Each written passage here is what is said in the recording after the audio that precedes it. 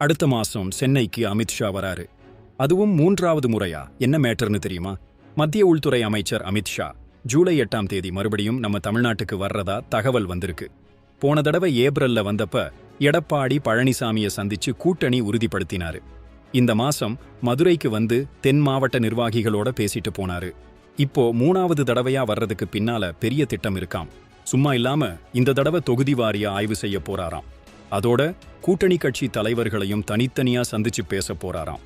முக்கியமா எடப்பாடி பழனிசாமி மற்றும் பாமக நிறுவனர் ராமதாஸ் ஐயாவை சந்திக்க வாய்ப்பு இருக்குன்னு சொல்றாங்க. ஓபிஎஸ், டிடிவி தினகரன் கூட நேரம் கேட்டிருக்காங்களாம். இந்த தடவையாவது சந்திப்பு நடக்குமான்னு எதிர்பார்ப்பு இருக்கு.